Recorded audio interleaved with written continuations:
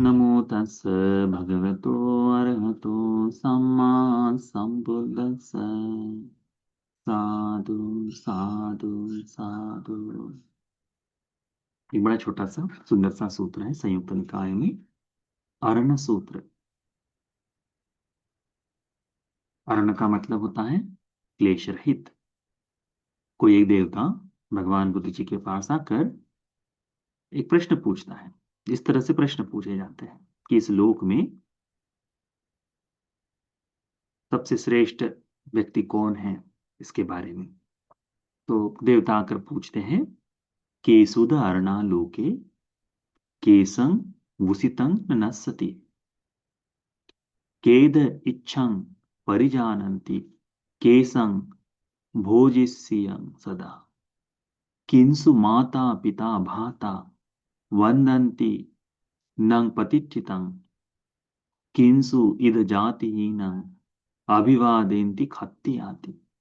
यह प्रश्न भगवान से पूछते हैं। इसका मतलब है कि इस लोक में क्लेश रहित कौन है, किनका ब्रह्मचर्य धर्म की साधना, किनका तप व्यर्थ नहीं जाता, कौन इच्छाओं को जान लेता है, समझ लेता है ये इच्छाएं हैं, और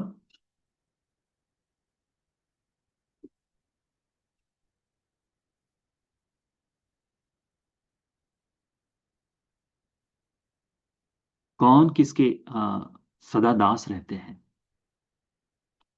उसके बाद पूछता है कि माता पिता एवं माता पिता और भाई किसकी, यानी किस प्रतिष्ठित की वंदना करते हैं, कौन से आदमी की नमन करते हैं। यानी वह ये नहीं देखते कि यह कौन है, माता पिता भाई बहन जो भी हो, वह नमन किसे करते हैं। और जाति के बगैर, बगैर किसी की जाति जाने क्षत्रिय भी किसे नमन करते हैं। उस समय में चार वर्ण व्यवस्था, चार वर्णों में क्षत्रिय श्रेष्ठ थे। तो यह इसीलिए अभिवादंती हत्या करके पूछा है उसने कि सबसे श्रेष्ठ कौन है, किसका नमन कर सकते हैं करके। तो ये बड़े बड़े बड़े सरल प्रश्न है। इसका उत्तर भगवान बुद्ध जी देते हैं, समनीध अरना लोके समनानं वुसितं ननस्सति, समना इच्छं परिजानन्ति, समनानं भोजिष्यं सदा। भगवान कहते हैं कि ये जो श्रमण होते हैं, ये जो धर्म का अभ्यास करने वाले लोग जो होते हैं, जो शांत हैं, है ना, जो संतगण हैं, ये संत जन ही क्लेश रहित हैं। जो अरहत्व के सुख को प्राप्त कर लिए हैं, वे ही क्लेश रहित हैं। संतों की धर्म साधना जो है, इन श्रमणों की, इन अरहतों की जो धर्म की साधना, इनका ब्रह्मचर्य व्यर्थ नहीं जाता, इनका तप जो है व्यर्थ नहीं जाता। ये लोग जो हैं, यही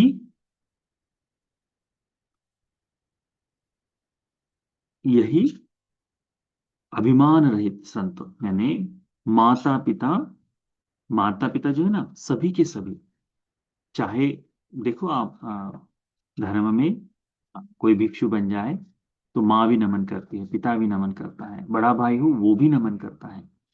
इसमें यह नहीं देखा जाता कि वह मुझसे जन्म से अनुज है करके।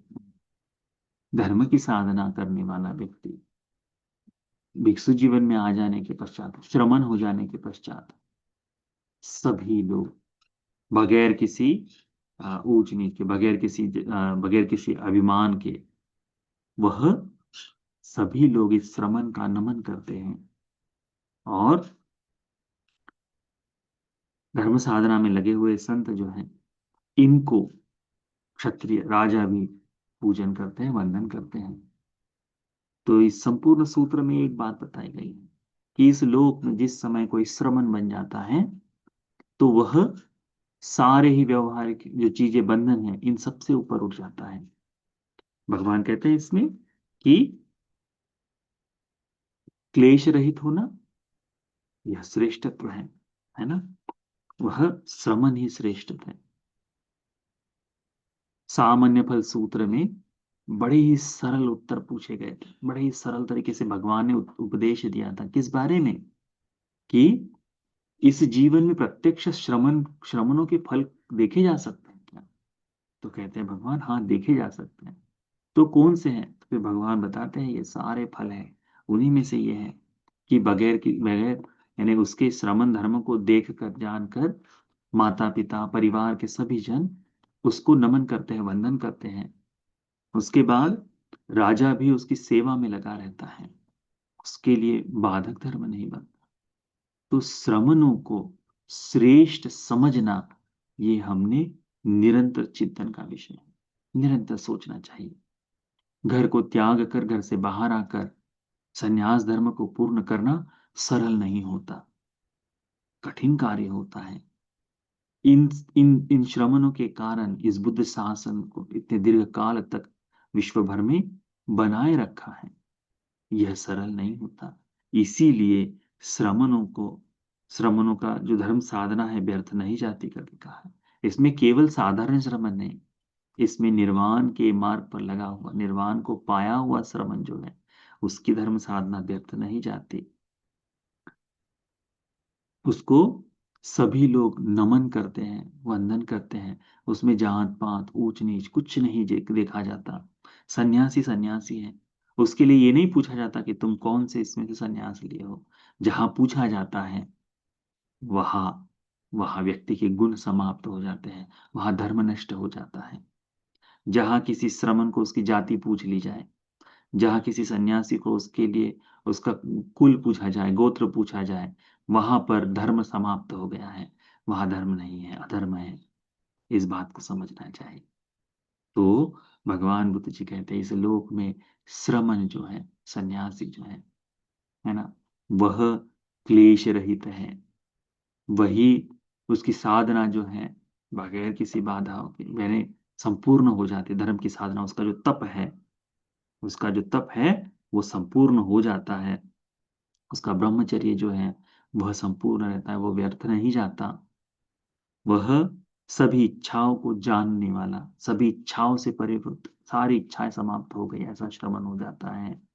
अब वह किसी भी चीज का दास नहीं है, अपने ही क्लेशों का दास नहीं है, बंधनों से मुक्त हो गया है। जिसकी माता भी पुत्र का नमन करती है, पिता भी नमन करते हैं, भाई भी नमन करता है। वह यह नहीं देखता, जिस स्थान पर वो स्थिर हो गया है, श्रमण के धर्म पर स्थिर हो गया, अब वो सबसे वंदनीय पूजनीय है। यहां तक कि राजा भी उसको नमन करता है बगैर जाति और गोत्र जाने। इसीलिए इस लोक में श्रमण श्रेष्ठ है, भगवान का भिक्षु श्रेष्ठ हो जाता है।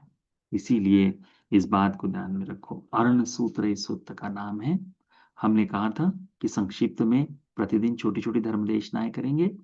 यह धर्म देशनाएं आप निरंतर सुनते समय एक धर्म का भाव आप में जानेगा। जैसी भी धर्म देशना जितनी भी सरलता से समझे, कठिनाई से समझे, इनके कारण आपके दिन का आरंभ धर्म देशनाओं से हुआ है। यह जानते हुए आने वाले भविष्य के संसार में, यानी जन्मों जन्मों तक धर्म श्रवण करने की जो चेतना है वह प्रबल होते जाएगी। इस बात को ध्यान में रखना, ठीक। तो इस अरण्य सूत्र को ध्यान में रखो। अरण्य सूत्र में बड़े सरलता से भगवान ने श्रमण धर्म के बारे में, श्रमणों की गुणों को बखान किया है, गुणों का वर्णन किया है। तो भगवान के इस अष्टार्य पुद्गल, भगवान के इस चार पुद्गलों से युक्त युगलों से युक्त यह आर्य महाश्रावक संघ के गुणों को स्मरण करते हुए यह सूत्र आप सभी को श्रद्धा के उत्पत्ति के लिए, धर्म के बोध के लिए उपकारी हो जाए। साधु साधु साधु।